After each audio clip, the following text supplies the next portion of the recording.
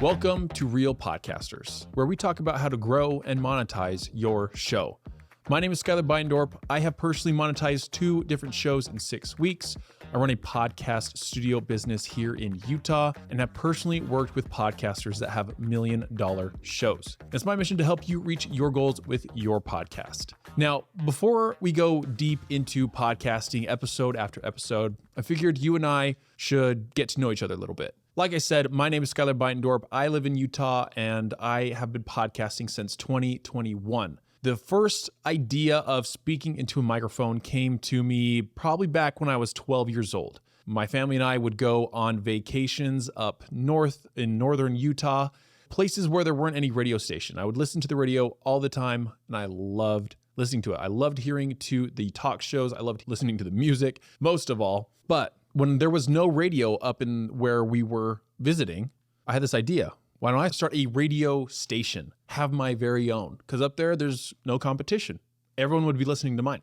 And while I didn't ever do anything with that idea, it did spark something in me that I always thought, hey, it'd be fun to talk into a microphone and have people listening on the other side about something. Could have just been my own thoughts, could have been things I said between music, but that's where the idea was born. And so when I graduated high school, I knew I wanted to be an entrepreneur. I didn't know what or how I was going to do it, but I saw the life my dad, who had his own business, I saw the life he was able to create. And I knew I wanted something similar to that. And so I started what I knew how to do, which was manual labor. My father recommended starting a window cleaning business, and eventually that's what I did. Would go around neighborhoods, knocking doors, cleaning windows, and did that for quite a long time. And while I was cleaning windows, I would throw in a set of headphones and I'd listen to podcasts. I would listen to podcasts on so many different subjects. I would listen to podcasts on books, on personal development, on relationships, on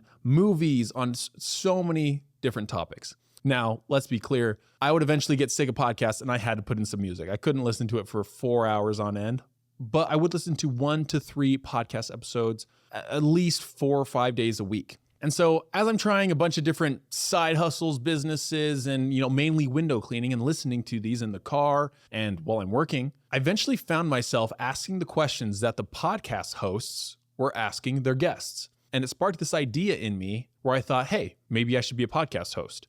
I'm clearly thinking of the right questions because while I was listening, I'd literally think of the question and the podcast host would ask it and then the guest would answer it. And so I just felt like I was thinking of the right question to ask. And so that idea gave me some confidence in starting my own.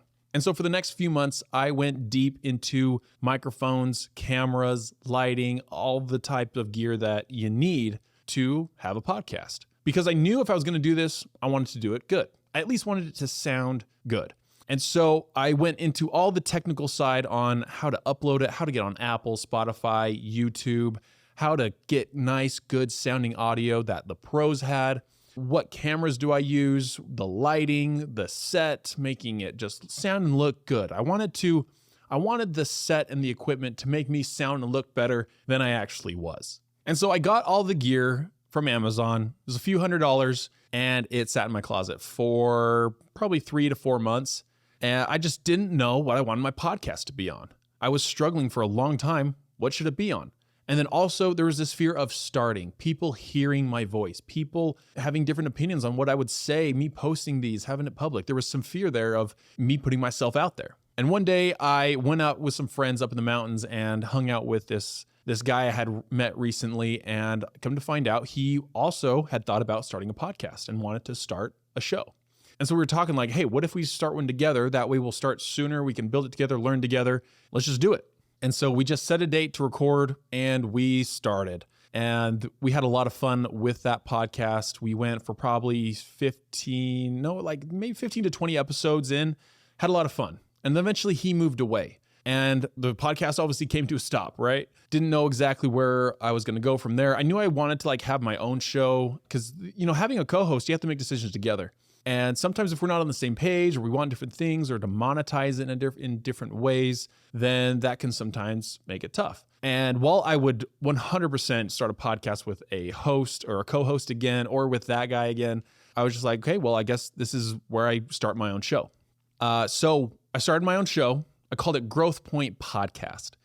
where I just wanted to talk about personal development. And I did that for quite a few episodes, and it wasn't getting the traction I wanted. I'm talking like 20 downloads, 50 downloads, maybe, which for me was good. It was fine, but based on what I know now, I realize that's a lot of just like family and friends listening. It's not really getting out into the world like I wanted to. It's not making the impact that I wanted it to. And so I knew something needed to change. So I looked up YouTube videos on podcasting, and I kept having this ad pull up of this podcast coach who will help you monetize your show and grow it. And he guarantees to get you your first 1,000 listeners. And so I was like, this is interesting. So eventually I clicked on the ad and went through their sales funnel and just decided, hey, this is exactly what I want. I am passionate about podcasting. I think this is such a fun space, and invested heavily into a podcast coach. It was like a 6-month program, actually, courses, support groups, weekly calls. It was very intense, and it was amazing. And I do not regret investing into a podcast coach. I would probably still be stuck where I was if I hadn't. And so through that process, I realized I needed to, first off, build some more credibility for myself before talking about that subject. I needed to get some more results for people to listen to me. And along with that, I knew I needed to get more specific. It couldn't just be a generic personal development podcast, which nothing wrong with that. It all depends on your goals. I had goals that what I was doing, it wasn't going to support my goals. It wasn't going to help me get to that finish line that I wanted to. And so what I did was rebranded the entire show. I went with my coach through the whole process. We rebranded the show, and I just wanted to talk about hustlers, about people who had a business, about people who had a side hustle that are trying to make money. Because I realized that anytime I would talk about business and someone starting something and trying to build, create their own income, have control over their time and their money, I would light up. And I love talking about that stuff. I still, to this day, I love talking about people starting the side hustles and how can they grow? How can I grow? How can we all support each other? How can I help them move forward faster? And so I wasn't particularly successful with my side hustles. I was successful, but I hadn't made the $10,000 a month, the $20,000 a month like I see a lot of these other people do. And so I decided I was going to interview these people that had, and I was going to be the student leader and find out, what does it take to create a business that does $120,000 a year? What does that take? And so that was my whole podcast. It called it Utah Hustlers, because I was going to focus on the local people who are here, the local entrepreneurs, so people can network with them, build with them. And I was going to create the highest quality show in Utah, which I believe I did. And so I did that for about 30 episodes. And I learned so much from doing things where I would say the right way to help support my goals. Because within 6 weeks of starting that podcast, I set it up in a way that I could monetize it, that it would bring me revenue in one way or another, that I would have additional money hit my bank account because my podcast existed. And within 6 weeks, I monetized my podcast. I had made money with my podcast. Finally, it wasn't a lot. It was a coaching call that I did with someone, but it was all through the podcast. It was because I had a podcast, and that was a really cool feeling. And down the road, eventually I had people say, wow, that was an amazing episode. It kept me engaged the whole time. Other people would say, I'm so glad your episodes are this length and not this length, because if they were longer than that, I would lose interest or just not have time to finish it, which would mean I would never start it. And then other people I had a phone call with, or a couple different phone calls with people that had seen my podcast, seen what I was posting, uploading, and listening, and they were just raving fans of the show, that they listened to each episode multiple times, that they would listen to them with their kids, and their kids, if you're listening, you know who you are, but they would say that their kids would get sick of hearing Skylar's voice, but he's like, no, what if we missed something? This is such good, valuable information. I need to listen to it 3 or 4 times. And so throughout this process, I was like, holy crap, I did it. I created a podcast that people are raving fans of, that is getting hundreds or thousands of downloads a month, and is just 10 times more successful than it ever was before. I felt like I was very clear on what I was doing, on what I wanted, and I built success for myself. And so eventually I had my business, I had the podcast that I was putting a lot of time, money, and energy into. And to be honest, I got a little burnt out from running my own business, the podcast. I was dating. I had, family life, all, normal life stuff. I started to get a little burnt out, and I was like, you know what? I haven't hit my money goals because I feel like I've just been focusing so much on the podcast that my business, it's kind of hurt my business a little bit. So I said, you know what? I'm going to pause Utah Hustlers. I'm going to pause my podcast for now. I'm going to continue interviewing, but I'm not going to upload anything. I'm just going to focus on my business, getting more revenue in my business. And the cool thing for that time is I was able to actually switch from the window cleaning to podcasting full time, as far as like the coaching and recording episodes with people at my studio, building other sets, things like that. I was able to just do the podcasting full time, which for me personally was a big win for me. And as I've been doing this over the last few months, it's made me realize like, hey, Utah Hustlers is an amazing podcast. It's great. But with where my business is going and with where my personal skill set is, I know I could create a podcast that would be way more impactful, not just to me and my business, but also to the listeners. Because everyone I was working with was a podcaster and they all had questions. And I was always answering kind of the same questions over and over and over. I'm like, why am I doing Utah Hustlers? Like, I love that podcast. Like, it was phenomenal. I'm going to leave it up forever. But I knew that I needed to start a podcast on podcasting to better support clients, to better support other podcasters out there, to learn from other podcasters that I'm connected to that have $1 million shows, that have $100,000 shows, that get thousands, tens of thousands, hundreds of thousands of downloads a month. Like, I need to interview these people and help the other upcoming and newer podcasters on how they can build a successful show. Because now, knowing what I know, I see podcasters start all the time or have been going for a while and their podcast isn't growing and they say, Skylar, it's not growing. I don't know why. But now that I've learned what I've learned and I've worked with these people, I can see exactly why it's not growing. And there's a lot of different reasons and a lot of different things that can go into that.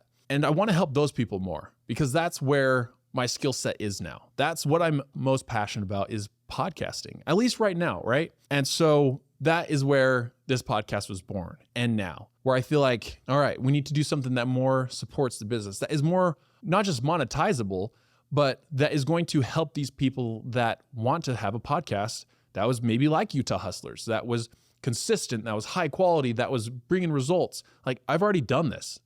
Let me help these people that are trying to do it. Something else I want to say with Utah Hustlers, and I don't want to sound egotistical or that like I've done, amazing things. Like, there are definitely podcasters that have done way better than me, but I had a lot of opportunities come up because of the quality of my podcast, the consistency, the different platforms I was pushing it out to. I had multiple people that said, hey, I'd love to put ads on your show. I never decided to follow through and go into getting ads personally because I just didn't feel like it was in line with my goals with the podcast. And then I had other opportunities come up where, Skylar, we'd love to have you be the face of our company, or we'd love to have you be on our show specifically, like being a guest on other podcasts and getting my name out there and my face out there. And there were a lot of opportunities, a lot of people that would recognize me when I would go around that would say, hey, Utah Hustlers.